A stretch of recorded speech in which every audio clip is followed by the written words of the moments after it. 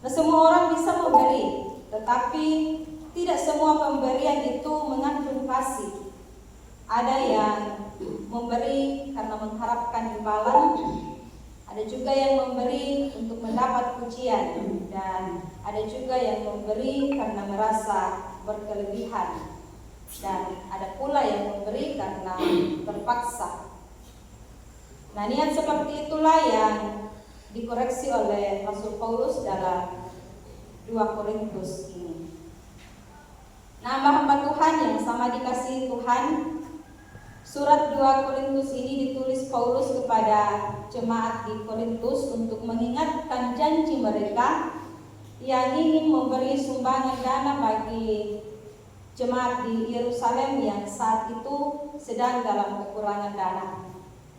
Tetapi seiring berjalannya waktu, jemaat Korintus akan lupa dengan janji mereka. Nah, Paulus menyebut jemaat Korintus sebagai umat yang kaya dalam segala sesuatu. Bahkan Rasul Paulus merinci kekayaan dan karunia yang jemaat Korintus miliki saat itu. Dan melalui surat pastoral ini Paulus hendak menguji keikhlasan kasih jemaat Korintus kala itu. Juga melalui surat ini Paulus mengajak mereka untuk menepati janji mereka dengan memberikan bantuan kepada jemaat di Yerusalem. Tetapi mereka juga diingatkan untuk memberi atau membantu dengan tulus dan ikhlas sesuai dengan kemampuan mereka, bukan karena keterpaksaan. Nah, hamba-hamba Tuhan yang sama dikasihi Tuhan, saat ini kita hadir dalam ruangan ini untuk mempersiapkan sesuatu yang berhubungan dengan pelayanan kita di masa yang akan datang. Tahu apa yang akan kita bahas di sidang sinode yang akan datang yang akan dilakukan tahun depan. Nah, tentu banyak yang kita korbankan agar kita bisa hadir di tempat ini.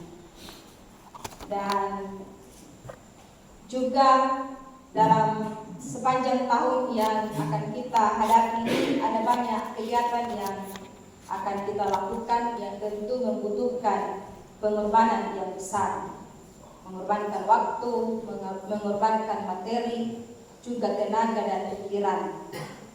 Dan tentu ada dari hamba-hamba Tuhan yang hadir pada saat ini hadir dengan biaya sendiri.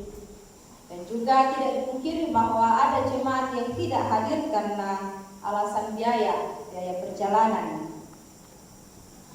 Tetapi Bapak Ibu hamba-hamba Tuhan, percayalah bahwa jika pengorbanan kita saat ini, apapun itu yang kita korbankan, kita berikan dengan tulus dan ikhlas dengan tujuan untuk memuliakan Tuhan, maka berkat Tuhan pasti tercurah untuk kita.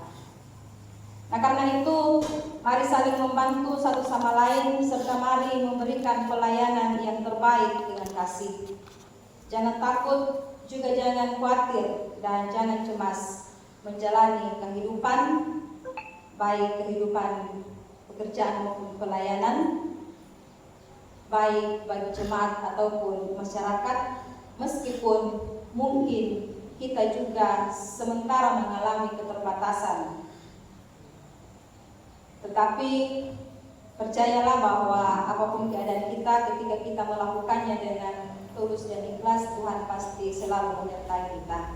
Jadi hamba-hamba Tuhan yang sama dikasihi Tuhan, mari memberi dalam bentuk apapun.